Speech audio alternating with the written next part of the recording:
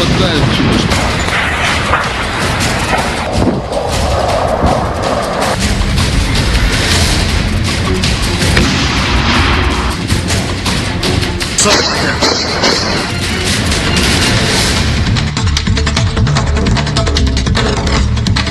नमस्कार, आपके साथ मैं हूं सुचेता कुकरेती और महायुद्ध की एक एक तस्वीर आप तक पहुंचा रहे हैं। आज बड़ी महत्वपूर्ण वार्ता यूक्रेन और रूस के बीच चल रही है और इस वार्ता से जुड़ी एक एक खबर भी आपको बताएंगे, क्योंकि एक तरफ पुतिन ने किस तरह से अपने तमाम न्यूक्लियर हथियार स्टैंड बाय पर रख दिए हैं, वहीं दूसरी तरफ यूक्रेन को उम्मीद नहीं कि इस बातचीत से कोई सफलता हाथ लगेगी। मैं शुरुआत इस वक्त की बड़ी खबर से कर रही हूं।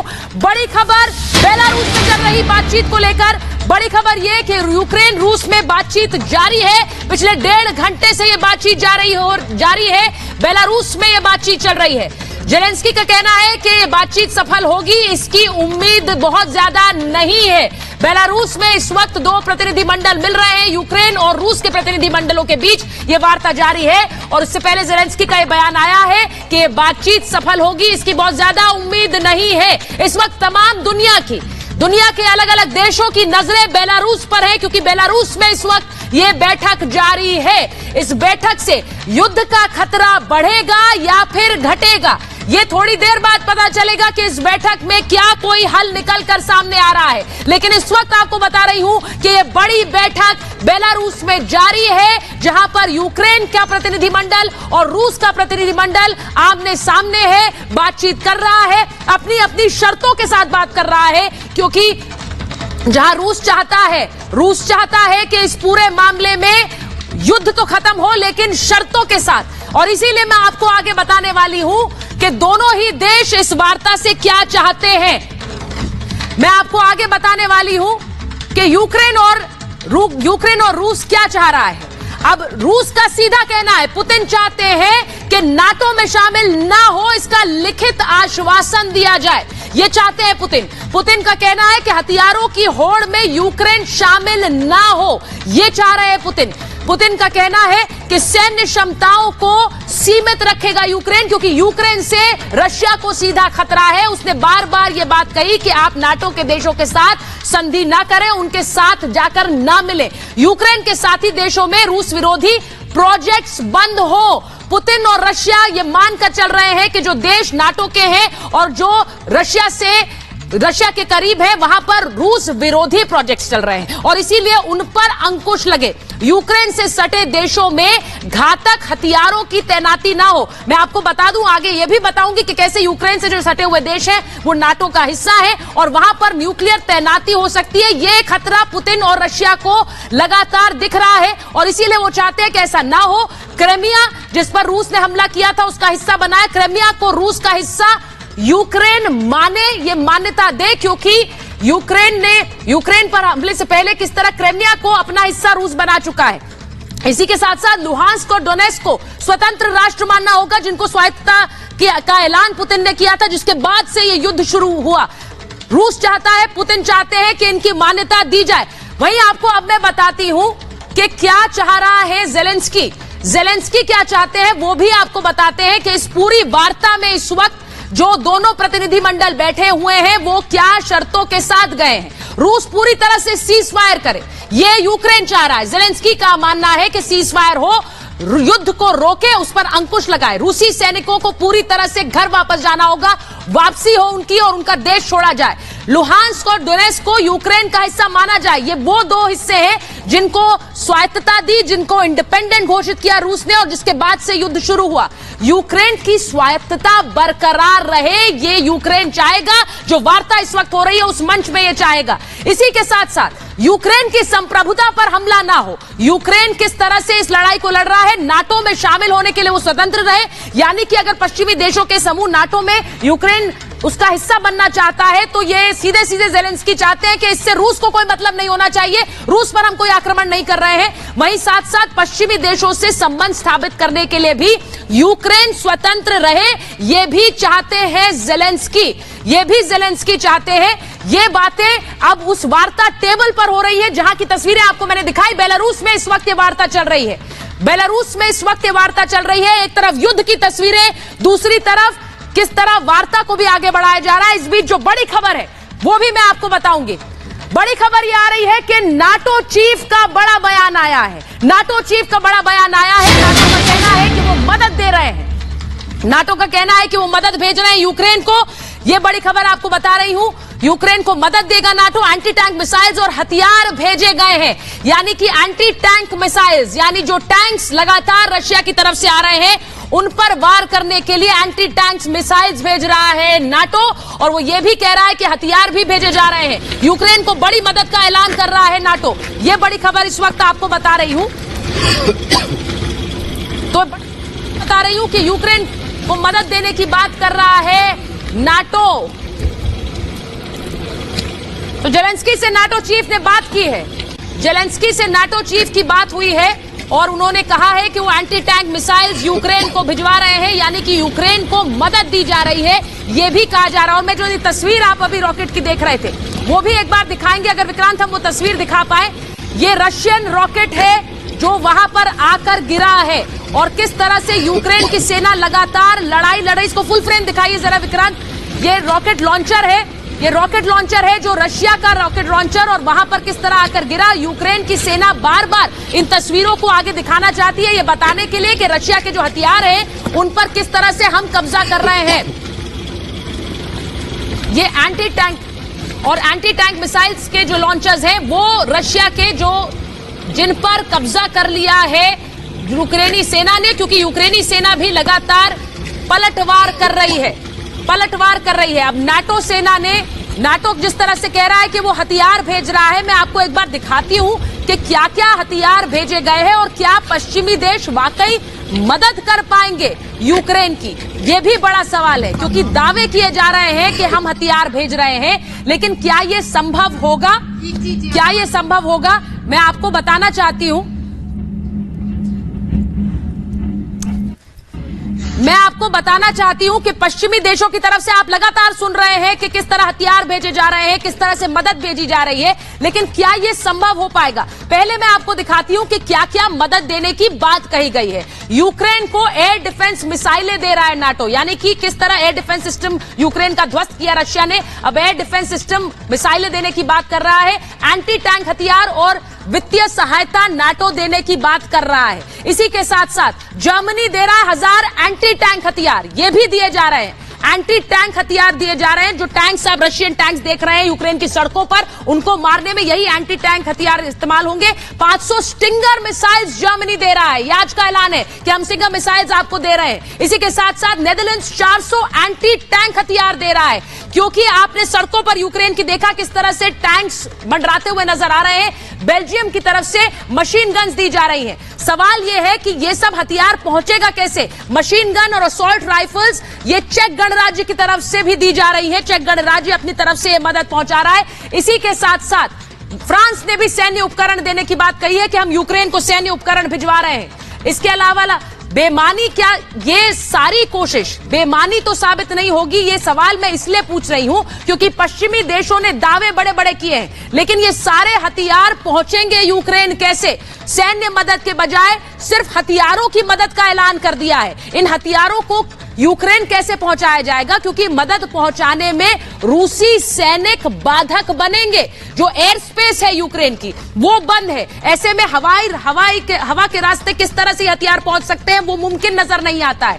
यूक्रेन तक मदद पहुंचाना इस वक्त मुश्किल लग रहा है, क्योंकि बॉर्डर के रास्ते अगर ये हथियार पहुंचाए जाते हैं तो बॉर्डर पर भी रूसी सेना की नजर बनी हुई है।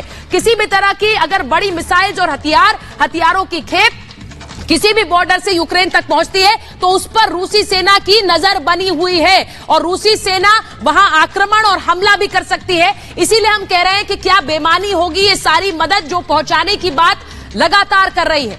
इसी के साथ साथ मैं आपको ये बताऊं कि किस तरह से जो न्यूक्लियर वॉरहेड्स हैं उनको तैयार कर लिया है पुतिन ने, और उससे परमाणु एक युद्ध का खतरा बढ़ गया है। उस पर आऊं, पहले जो बड़ी खबर आ रही है वो मैं आपको बता रही हूं कि रशिया के राष्ट्रपति पुतिन के खिलाफ वैश्विक मोर्चे की तैयारी कर रहा है यूक्रेन। यूक्रेन के राष्ट्रपति जेलेंस्की ने इस नई यूनिट की घोषणा की है, इस नए वैश्विक मोर्चे की घोषणा की है, और वो कह रहे हैं कि जो लोग पुतिन के खिलाफ खड़ा होना चाहते हैं, क्योंकि पुतिन पुतिन किस तरह से मॉडर्न डे हिटलर है और उनके खिलाफ एक मोर्चा तैयार किया जा रहा है। दूसरे देश के नागरिक इसमें शामिल हो सकते हैं, दूसरे देश की सेनाएं इसमें शामिल हो सकती हैं। जेलेंस्की ने कहा जो साथ आना चाहता है वो साथ आए और रूस को और पुतिन को जवाब दे। रक्षा के लिए, हमारे देश की रक्षा के लिए नहीं बल्कि पूरे वैश्विक समूह की रक्षा के लिए इस मोर्चे का ऐलान किया है। तो वो आपको बता रही हूं कि किस तरह पुतिन के खिलाफ एक अंतर्राष्ट्रीय मोर्चे की बात कर रहे हैं जेलेंस्की, और उस मोर्चे में क्या अलग अलग देश की सेनाएं भी शामिल होंगी। लगातार वो अपील कर रहे हैं अलग अलग देशों से। एक तरफ जब वार्ता चल रही है उस बीच इस अंतर्राष्ट्रीय मोर्चे की भी बात जेलेंस्की कर रहे हैं और कह रहे हैं कि पुतिन को सबक सिखाना है।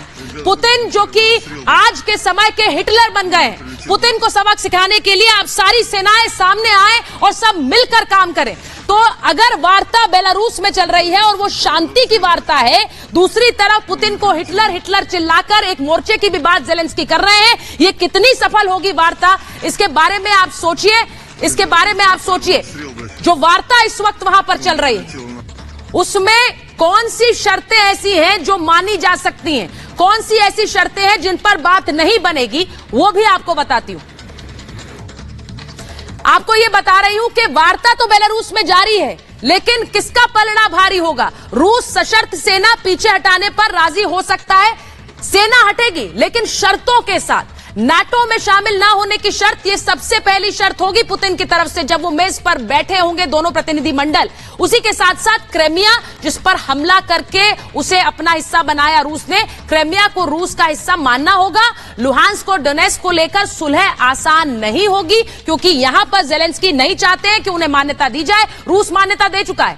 रूस से शांतिपूर्ण क्षतिपूर्ति की मांग कर सकता है यूक्रेन, यानी जो नुकसान हुआ है यूक्रेन में उसका आप भरपाई करें, यह मांग रख सकते हैं जब बातचीत हो रही है उसमें कि आप इसकी भरपाई करें। इसी के साथ साथ संबंधों को लेकर यूक्रेन पूरी तरह से स्वायत्तता चाहेगा। हम क्या कर रहे हैं, हमारा देश क्या कर रहा है, किससे वार्ता करनी है, किसके साथ जाना है, यह हमारा इंटरनल मैटर है, हमारा मामला है, इसमें रूस किसी भी तरह का हस्तक्षेप न करे, यह यूक्रेन की तरफ से कहा जाएगा। वहीं ये लगातार शर्तें ऐसी हैं जिनके बारे में बातचीत हो रही है। अब मैं आपको एक और बात बताती हूं कि किस तरह बातचीत वहां पर जारी है। जरा विक्रांत हम तस्वीरें दिखाएंगे कि वहां जब एक तरफ वार्ता जारी है वहीं दूसरी तरफ रशिया के जो मिलिट्री टैंक्स हैं, हेलीकॉप्टर्स हैं, उन पर हमला लगातार किया जा रहा है। वो तस्वीरें भी आपको दिखाऊंगी।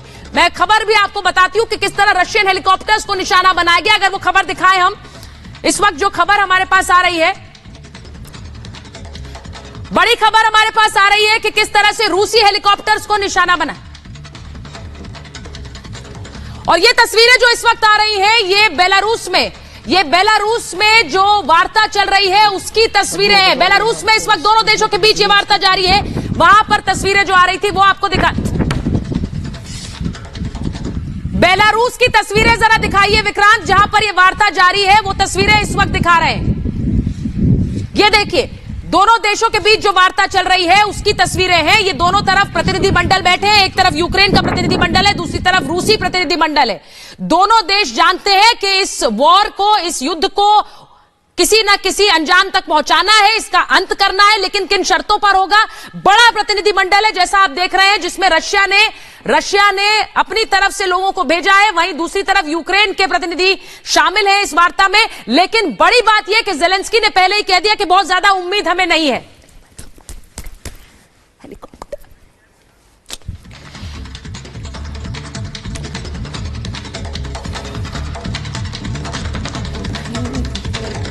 तो ये तस्वीरें आपको मैं बेलारूस की दिखा रही हूं। वहीं बड़ी खबर यह है कि एक तरफ वार्ता जारी है तो दूसरी तरफ दोनों देश अपनी अपनी तैयारी भी कर रहे हैं। जहां जेलेंस्की जब ये कहते हैं कि बातचीत में कोई सफलता नहीं मिलेगी तो वो लगातार मदद पश्चिमी देशों से मांग रहे हैं, वहीं दूसरी तरफ रूस किस तरह तैयारी कर रहा है। परमाणु दस्ते का युद्धाभ्यास शुरू हो गया है। न्यूक्लियर दस्ते का युद्धाभ्यास रूस में शुरू किया है। रूसी रक्षा मंत्री ने राष्ट्रपति पुतिन को इसकी जानकारी दी है।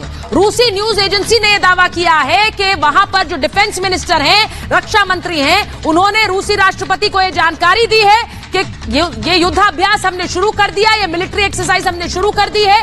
रूसी न्यूज एजेंसी कह रही है, यानी कि पुतिन बिल्कुल साफ है अपनी मंशा में। पुतिन को पता है कि वो सिर्फ डर नहीं दिखा रहे हैं, पुतिन ने अपने न्यूक्लियर वॉरहेड्स को अलर्ट पर रख दिया है। पुतिन ने अपनी न्यूक्लियर सबमरीन्स को अलर्ट पर रख दिया है। यह बड़ा डेवलपमेंट है जिसके बारे में लगातार जानकारी दी जा रही है पुतिन को भी, क्योंकि पुतिन की डिफेंस मिनिस्ट्री और डिफेंस मिनिस्टर ने यह जानकारी दी है।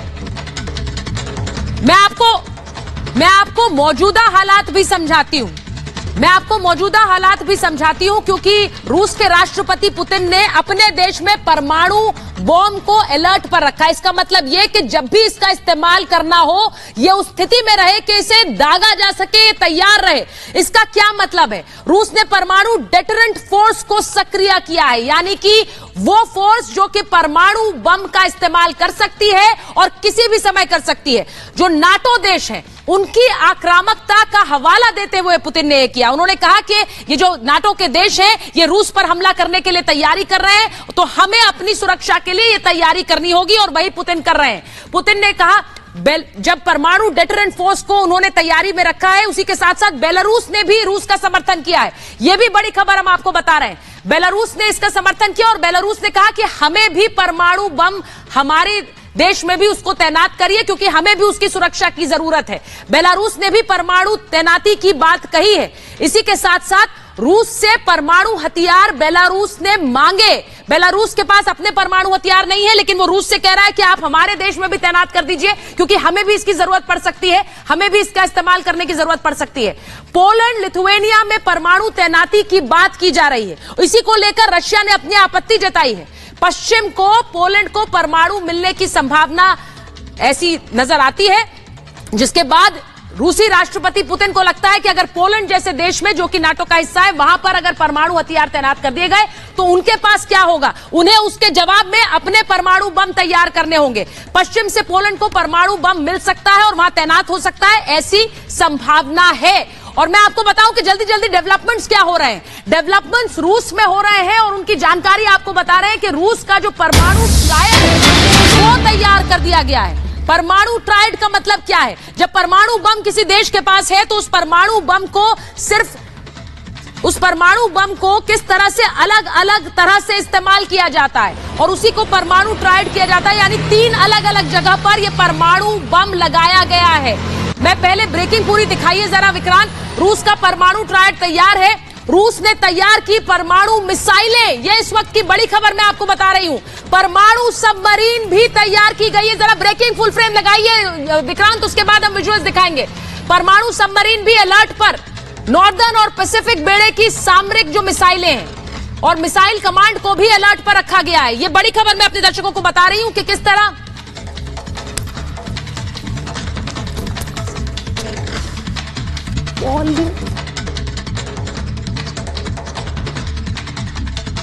जो न्यूक्लियर ट्रायड है उसको किस तरह से अलर्ट पर किया गया है। इसका सीधा मतलब यह कि परमाणु बम को किस तरह 3 जगह पर रखा गया है। वो न्यूक्लियर सबमरीन्स के रूप में भी है, न्यूक्लियर मिसाइल्स के रूप में भी है और न्यूक्लियर बॉम्ब के रूप में भी है, और इन तीनों को ही अलर्ट पर रख दिया गया है। यानी कि अगर न्यूक्लियर सबमरीन्स को चलाने की जरूरत पड़ेगी तो वो भी चलाई जाएंगी, अगर न्यूक्लियर बॉम्ब का इस्तेमाल करना होगा तो वो भी किया जा सकता है। और इसी के साथ साथ जो न्यूक्लियर मिसाइल्स हैं उनका भी इस्तेमाल किया जा सकता है। न्यूक्लियर वॉरहेड्स की जो तस्वीरें हम दिखा रहे थे, एक बार जरा दिखाएंगे विक्रांत। तो बड़ी खबर मैं आपको इसलिए बता रही हूं क्योंकि अगर रूस अपनी इस न्यूक्लियर ट्रायड को अलर्ट पर रख रहा है, अगर इसको अलर्ट पर रख रहा है तो इसका सीधा मतलब यह है कि वो न्यूक्लियर वॉर के लिए, परमाणु हमले के लिए अपनी तैयारी पूरी दुनिया को दिखा देना चाहता है कि हमारे पास ये है और हम इसका इस्तेमाल कर सकते हैं। अब क्या ये एक डेटरेंट के रूप में, यानी कि युद्ध को रोकने के रूप में इस्तेमाल कर रहा है, या युद्ध आगे बढ़े उसके लिए भी तैयार है पुतिन, ये भी देखना होगा।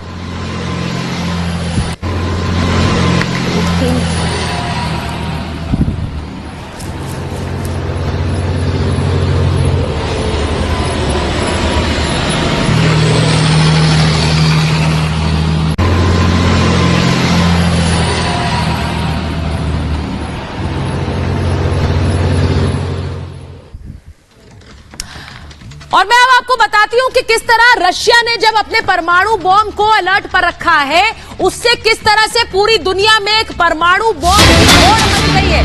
यह भी बड़ी खबर है क्योंकि इसके साथ साथ यह भी दिख रहा है कि सिर्फ रशिया नहीं, यूक्रेन में भी रेडिएशन का खतरा मंडरा रहा है। यह बड़ी खबर इस वक्त आ रही है। अंतर्राष्ट्रीय परमाणु एजेंसी का बयान आया है, IAEA का यह बयान आया है। आपको याद होगा कि कल जिस तरह से रशिया ने जो न्यूक्लियर वेस्ट डंप था यूक्रेन का, उस पर हमला किया था, रेडियो एक्टिव वेस्ट पर दागी थी मिसाइल। इसके बाद यूक्रेन ने IAEA से, जो कि अंतर्राष्ट्रीय संस्था है, उससे मदद की मांग की थी। अब कीव में रेडियो एक्टिव मटेरियल होने का डर सता रहा है, यूक्रेन में रेडिएशन का खतरा मंडरा रहा है, और इसीलिए जो तस्वीरें आपको दिखा रहे हैं, कीव में अगर रेडिएशन का खतरा मंडरा रहा है तो वहां पर जो अंतर्राष्ट्रीय एजेंसी है, अंतर्राष्ट्रीय परमाणु एजेंसी का बयान आया है, और इसी को लेकर रेडियो एक्टिव वेस्ट पर दागी गई मिसाइल के बाद यह खतरा दिख रहा है, ये अंतर्राष्ट्रीय परमाणु एजेंसी का कहना है।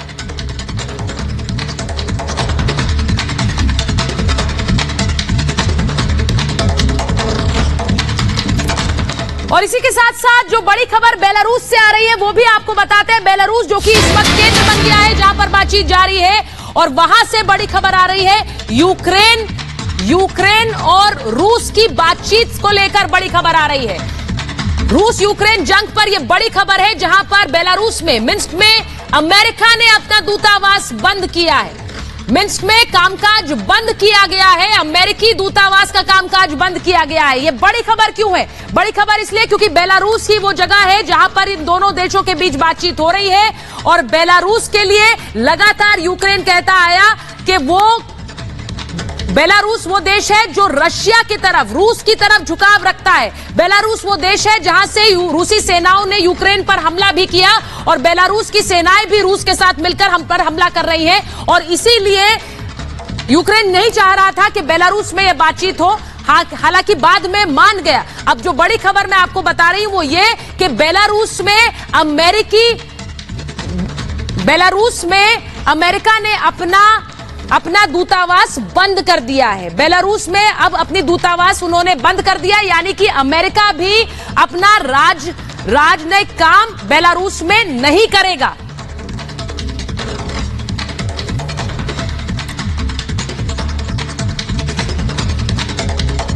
और जहां एक तरफ बातचीत जारी है, वहीं दूसरी तरफ आपको यह भी दिखाते हैं कि कैसे इस युद्ध के बीच में यूक्रेन के जाबाजी की तस्वीरें भी सामने आ रही हैं।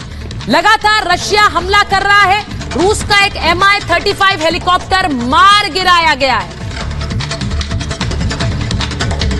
ओलेश्की खैरसन में गिराने का दावा किया है, रूस का ये Mi-35 हेलीकॉप्टर मार गिरा है। यूक्रेनी सेना का दावा है, सेना दावा कर रही है यूक्रेन की कि हमने रशिया के इस हेलीकॉप्टर को मार गिराया है, Mi-35 को मार गिराया है। अब सोचिए, रूस को भी भारी नुकसान इस जंग में हो रहा है, क्योंकि रूस के जो हथियार है, रूस की जो मिसाइलें हैं या फिर रूस के जो हेलीकॉप्टर्स हैं, उनको भी नष्ट कर रही है यूक्रेनियन सेना। ये जो तस्वीर आपको दिखा रहे हैं, जरा फुल फ्रेम दिखाइए इस तस्वीर को, रूस का Mi-35 हेलीकॉप्टर जिसे मार गिराया गया है, और ये ओलेश्की में हुआ है।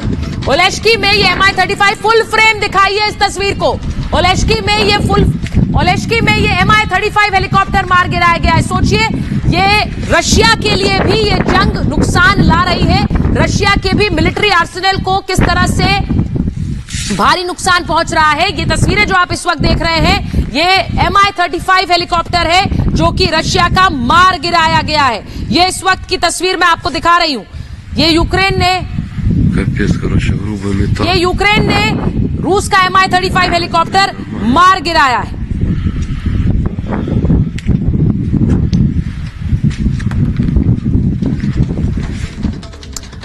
और इसी के साथ साथ मैं आपको यह भी बताऊं, क्योंकि टेक्स्ट छुप रहा है नीचे ब्रेकिंग में, यूक्रेन के हालात से कई देश सतर्क हो गए। यूक्रेन में जो कुछ हो रहा है उससे कई देशों की चिंताएं बढ़ गई हैं।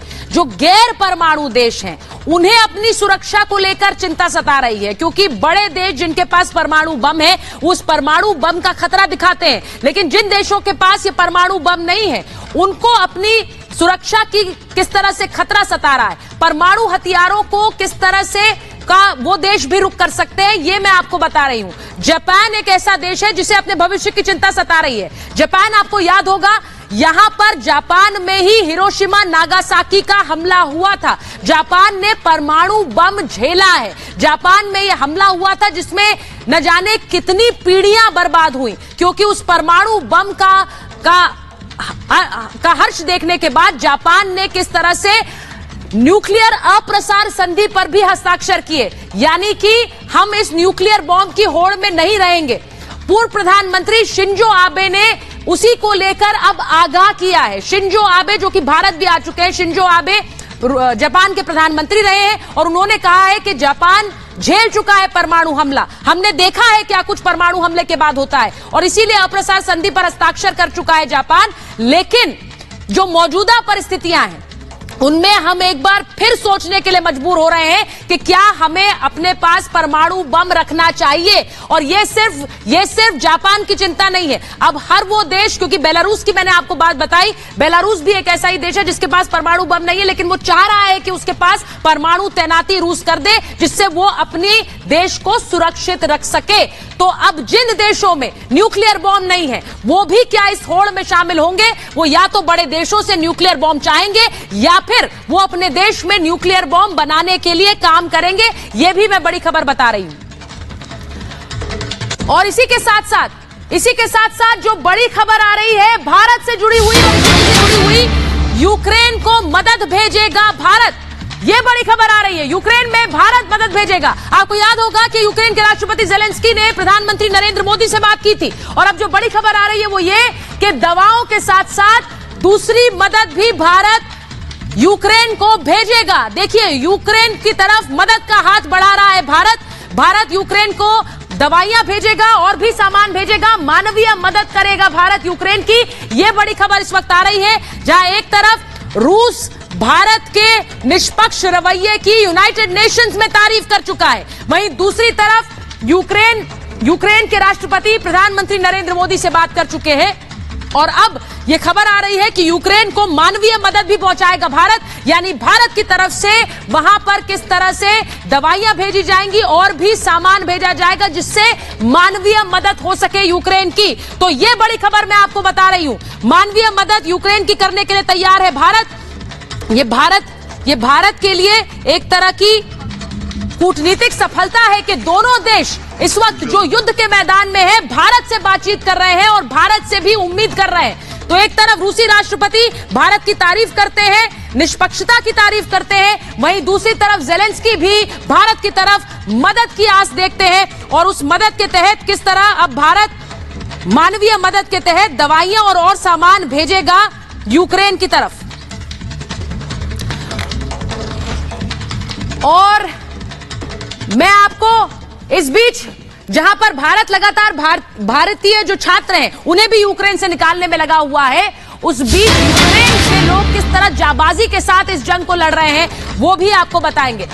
रूस के खिलाफ यूक्रेन के किसान की ये जाबाजी आपको दिखाने वाली हूं कि किस तरह से उसने रूस का टैंक छीन लिया, ट्रैक्टर से टैंक को खींच ले गया किसान। यूक्रेन के राजनयिक ने जारी किया ये वीडियो, यूक्रेन के जो राजनयिक हैं उन्होंने वीडियो जारी किया और कहा कि देखिए मुश्किल परिस्थितियां हैं लेकिन एक व्यक्ति की जाबाजी देखिए, ये हमारे यूक्रेन के लोगों की जाबाजी है कि ये टैंक किस तरह से खींच कर ले जा रहा है। ये व्यक्ति जानता है कि रूस की तरफ से किस तरह हमला हो रहा है और उन परिस्थितियों में देखिए इस टैंक को कैसे एक व्यक्ति खींच कर आगे ले गया। ये यूक्रेन के राजनयिक ने तस्वीरें जारी की और इसके बारे में जानकारी दी। Это, блядь, хит, нахуй, пиздец, спиздили технику, блядь. Охуеть. Это, блядь, хит, нахуй, пиздец, спиздили технику, блядь. Охуеть. Это, блядь, хит, нахуй, пиздец, спиздили технику, блядь. Охуеть.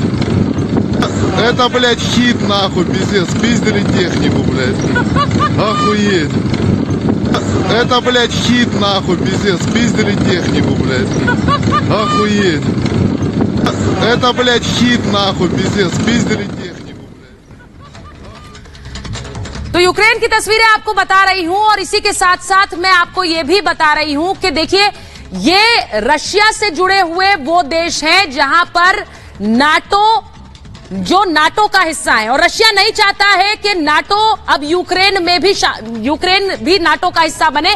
Poland, Slovakia, Hungary, Bulgaria, Romania ये वो देश हैं जो यूक्रेन से सटे हुए हैं और जो रशिया के बेहद करीब हैं और ये सब धीरे धीरे नाटो का हिस्सा बन गए। लेकिन इन्हीं के बीच जो बड़ा देश है यूक्रेन, वो अभी तक नाटो का हिस्सा नहीं है और रशिया ने बार बार कहा कि यहां पर नाटो का प्रसार कर, नाटो में इन सबको शामिल कर, आप किस तरह से एक एंटी रशिया प्रोजेक्ट चला रहे हैं और उसी के खिलाफ रशिया लगातार बोलता आया है। अब ये सारे देश जो कि रशिया के पास है और यूक्रेन से सटे हुए हैं, ये सब नाटो का हिस्सा और यूक्रेन की पूरी कोशिश रह रही है कि वो भी नाटो में शामिल हो जाए। अभी भी वो इस कोशिश पर कायम है। आज भी यूक्रेन के राष्ट्रपति ने यूरोपियन संघ में शामिल होने की बात कही। अब ये तस्वीरें मैं आपको दिखा रही हूं। इसी के साथ साथ दूसरा ग्राफिक चलाइए विक्रांत। मैं आपको ये इसलिए बता रही हूं क्योंकि पूर्वी यूरोप में सैन्य गतिविधियां बंद हो, ये चाहते हैं पुतिन चाहते हैं कि नाटो से यूक्रेन नाटो में शामिल ना हो और पूर्व में सेना का विस्तार ना करे नाटो, क्योंकि जो मैंने आपको दिखाया किस तरह से सारे देश नाटो का हिस्सा बन रहे हैं और ये पूरा नाटो की जो संधि है ये एंटी रशिया, यानी कि रशिया के दबदबे को रोकने के लिए नाटो का गठन हुआ और उसमें देश जुड़ते चले गए। पोलैंड, रोमानिया में मिसाइल तैनात ना रखी जाए, ये रशिया चाहता है नाटो से और इसी को लेकर बार बार उसने बात भी रखी। पोलैंड, एस्टोनिया, लाटविया में सैन्य तैनाती रुके, ये बात भी पुतिन ने कही है। साथ ही देशों में रूस विरोधी प्रोजेक्ट्स बंद हो, क्योंकि रूस अपने आप को घिरा हुआ पाता है और रूस को लगता है कि उसके पड़ोसी देश, उससे सटे हुए देश लगातार नाटो का हिस्सा बन रहे हैं और नाटो का गठन ही रूस के दबदबे को रोकने के लिए हुआ। तो रूस अपनी सुरक्षा के लिए और अपने डिफेंस में यह चाहता है कि नाटो का हिस्सा यूक्रेन ना बने और इसी के साथ साथ जो उकसावे की कार्रवाई है वो पश्चिमी देश, खासकर अमेरिका, इन नाटो देशों में ना करे। रूस के खिलाफ उकसाना बंद किया जाए, ये चाह रहे हैं पुतिन। वहीं इसी के साथ साथ जो मानवीय संकट है उस पर भी बड़ी खबर बता रही हूं। 5 लाख लोगों ने अभी तक यूक्रेन छोड़ दिया है, ये बड़ी खबर। रूस यूक्रेन की जंग के चलते 5 लाख लोगों ने यूक्रेन को छोड़ दिया है। जंग के बीच यूनाइटेड नेशंस ने यह बड़ा दावा किया है। यूनाइटेड नेशंस का दावा है कि किस तरह से 5 लाख लोगों ने यूक्रेन अभी तक छोड़ दिया है, यूक्रेन को छोड़कर आगे बढ़ गए हैं, क्योंकि यूक्रेन में युद्ध हो रहा है। यूक्रेन से बाहर निकलने के लिए आपने देखा कि किस तरह से जो पोलैंड से लगा बॉर्डर है या फिर जो स्लोवाकिया से लगा बॉर्डर है, वहां पर किस तरह हंगरी से जुड़ा हुआ, वहां लोग जाने की कोशिश कर रहे हैं और यूनाइटेड नेशंस का यह बड़ा बयान आया है कि तकरीबन 5 लाख लोग अभी तक छोड़ चुके हैं यूक्रेन और ये आंकड़ा बढ़ेगा क्योंकि 5 लाख लोगों ने यूक्रेन छोड़ा है, जंग के डर से, युद्ध के डर से छोड़ा है और इसी कड़ी में यह आंकड़ा बढ़ सकता है, ऐसा भी बताया जा रहा है। जो हम आपको बता रहे हैं ये यूक्रेन का बड़ा दावा है, ये यूएन का बड़ा दावा है यूक्रेन को लेकर कि 5 लाख लोग यहां से जा चुके हैं।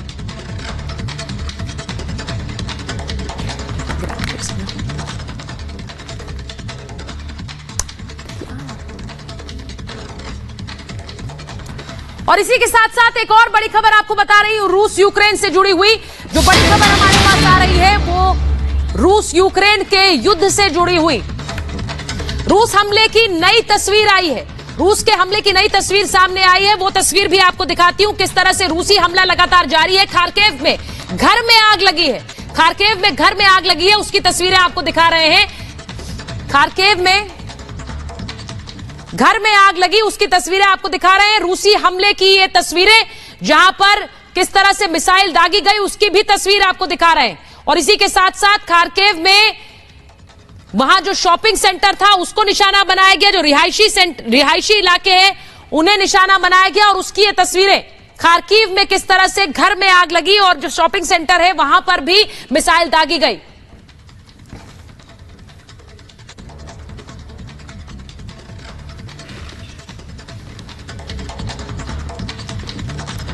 और इसी के साथ साथ आपको यह भी बताऊं कि किस तरह से सलाह दी जा रही है लगातार रूस की तरफ से भी, यह भी कहा जा रहा है कि जंग के मैदान को छोड़िए, जंग के मैदान को छोड़ने की सलाह दी जा रही है। मॉस्को से अमेरिकी परिवारों को लौटने की सलाह दी जा रही है। अमेरिकी परिवार जो कि मॉस्को में है, जो कि रशिया में है, उनको अमेरिका की तरफ से यह चेतावनी दी गई है कि वो अपने घर लौट आए। मॉस्को से लौट सकते हैं कई अमेरिकी परिवार। नॉन इमरजेंसी स्टाफ वापसी कर सकते हैं। अब इसका मतलब सीधा सीधा यह है कि अमेरिका इस बड़े संकट को भांप रहा है। अमेरिका को लग रहा है कि यहां पर युद्ध के हालात और ज्यादा भयावह हो सकते हैं और इसीलिए अमेरिकी परिवार जो कि मॉस्को में रह रहे हैं उन्हें लौटने के लिए कहा जा रहा है। मॉस्को से लौटे ये परिवार, ये कहा जा रहा है। ये ताकीद की गई है कि जो लोग वहां मॉस्को में रह रहे हैं, अमेरिकी जो मॉस्को में रह रहे हैं और वो नॉन इमरजेंसी स्टाफ हैं, वो अपने घर अमेरिका वापस लौटे, ऐसी चेतावनी दी गई है, ऐसी अपील की गई है अमेरिका की तरफ से। यानी सीधे सीधे भले ही जंग हो रही है रूस और यूक्रेन के बीच, लेकिन अमेरिका और रूस के बीच किस तरह से ये एक जंग छिड़ी हुई है उसका भी एक उदाहरण इसी बात से मिलता है कि अमेरिकी परिवार मॉस्को से वापस घर लौटे, ये अमेरिकी सरकार कह रही है।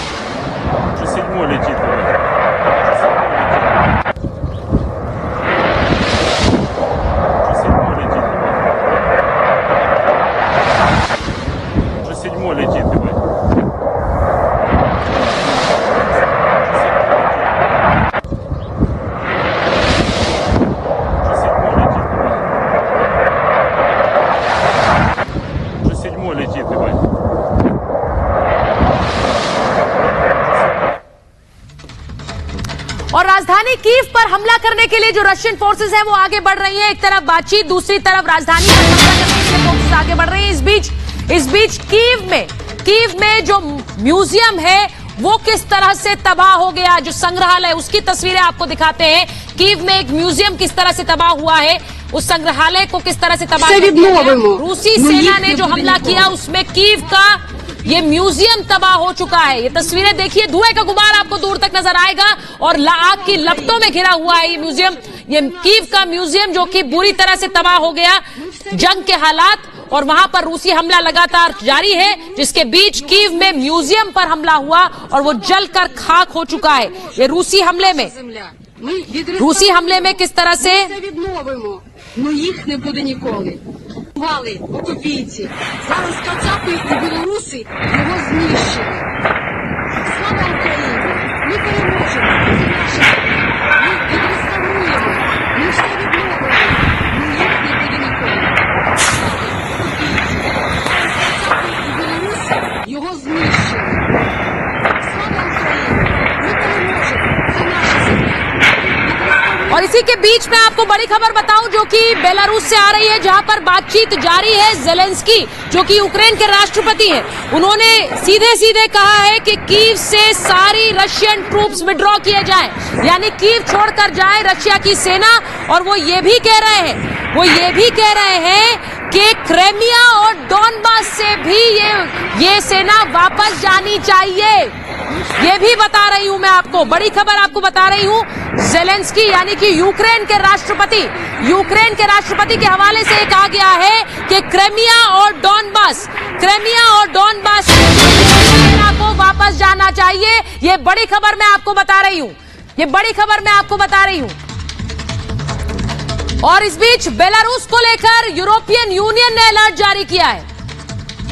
बेलारूस में परमाणु हथियार तैनात हो सकते हैं, रूस कर सकता है परमाणु तैनाती, ये भी बड़ी खबर आ रही है।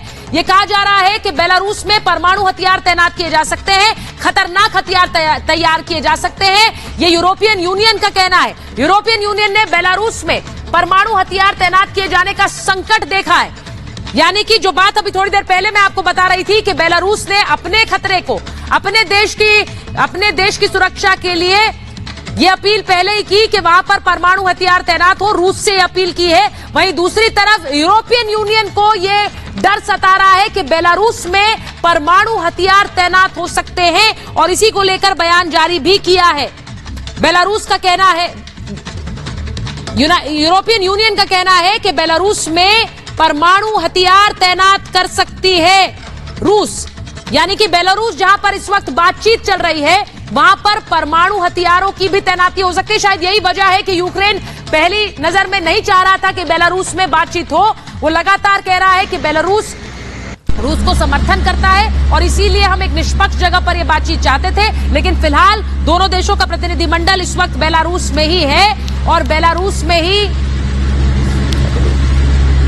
और इसी बीच लगातार मैं आपको बता रही हूं कि कैसे दोनों देशों के बीच ये बातचीत जारी है। तकरीबन 2 घंटे का समय बीत चुका है इस बातचीत को शुरू हुए और 2 घंटे से दोनों प्रतिनिधि मंडलों के बीच ये बातचीत जारी है।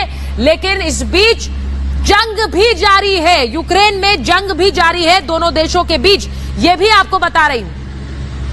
रूस का जो एयर स्पेस है वो 36 देशों के ने बंद कर दिया है। सोचिए, यानी रूसी जो जहाज हैं वो 36 देशों की एयर स्पेस का इस्तेमाल नहीं कर सकते हैं। Ребята только что попали в обстрел, блядь. ये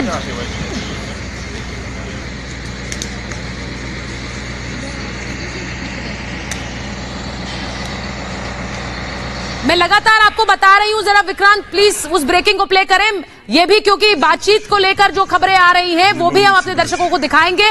ये जो तस्वीरें इस वक्त आ रही हैं ये यूक्रेन से, लेकिन इस बीच जो बड़ी खबर मैं अपने दर्शकों को बता रही हूं वो ये कि यूक्रेन का स्पष्ट कहना है कि सिर्फ उसके देश से रूसी सेना वापस नहीं जाएगी, बल्कि ये भी कह रहा है कि क्रेमिया से भी रूसी सेना को वापस जाना होगा। ये बड़ी खबर बता रही हूं। डॉनबास और क्रेमिया, इन दोनों ही जगहों से रूसी सेना की वापसी हो, ये बड़ी खबर। ये बातचीत इस वक्त चल रही है। जो तस्वीरें आप देख रहे हैं ये बेलारूस से, जहां पर दोनों देशों के प्रतिनिधि मंडल आमने सामने हैं और बातचीत जारी है। दोनों तरफ से शर्तें भी रखी गई हैं। वहीं यह कहा जा रहा है कि यूक्रेन न सिर्फ अपने देश में रूसी सेना की वापसी चाहता है, बल्कि क्रेमिया जिस पर पहले ही रूस ने कब्जा किया, वहां से भी सेना रूस वापस ले, यह भी कहा जा रहा है। ये बड़ी खबर आपको बता रही हूं। इस बीच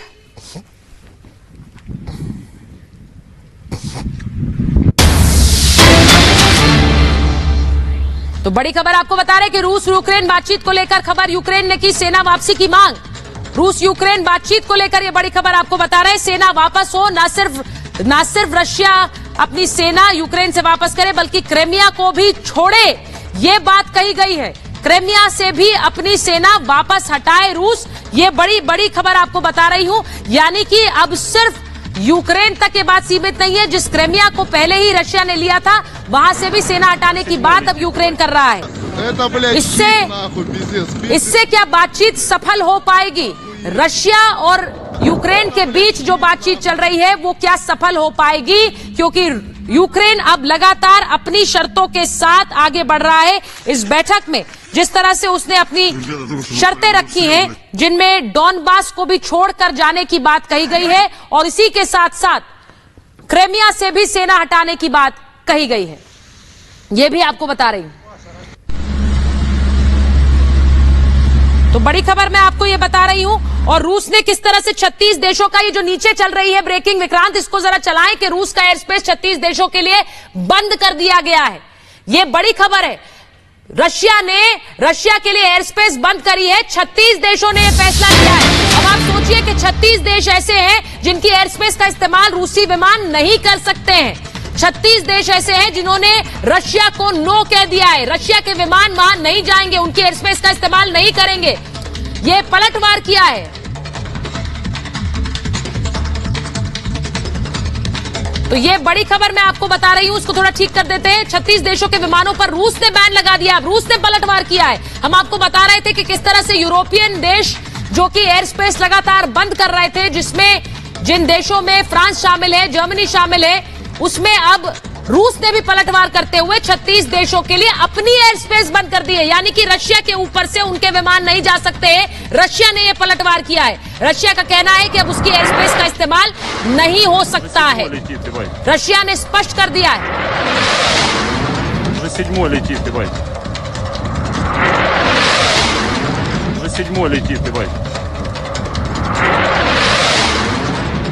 ये होगा। और इसी के साथ साथ मैं आपको यह बताऊं कि रूस ने इससे पहले क्रेमिया का जो हिस्सा अपने कब्जे में लिया था, क्रेमिया को एनेक्स किया था। और अब जो वार्ता की बड़ी शर्त रख रहा है यूक्रेन, वो यही कि किस तरह क्रेमिया से भी रूस अपनी सेना हटाए। रूस यूक्रेन वार्ता पर यह बड़ी खबर आपको बता रही, रूस को वार्ता में बड़ा झटका लगा है। वार्ता में रूस के लिए यह बड़ा झटका है क्रेमिया पर भी अड़ा हुआ है यूक्रेन, यानी यूक्रेन सिर्फ अपने देश के लिए नहीं बल्कि क्रेमिया के लिए, जिसको पहले ही हिस्सा बना चुका है रूस, उसके लिए भी कह रहा है कि रूस अपनी सेना वहां से हटाए।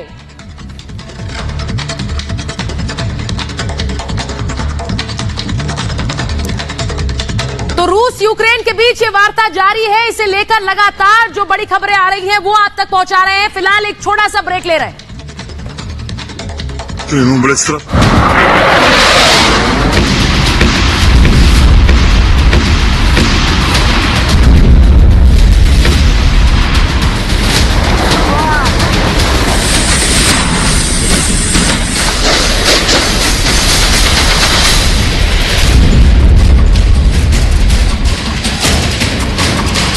Нападает чуть-чуть.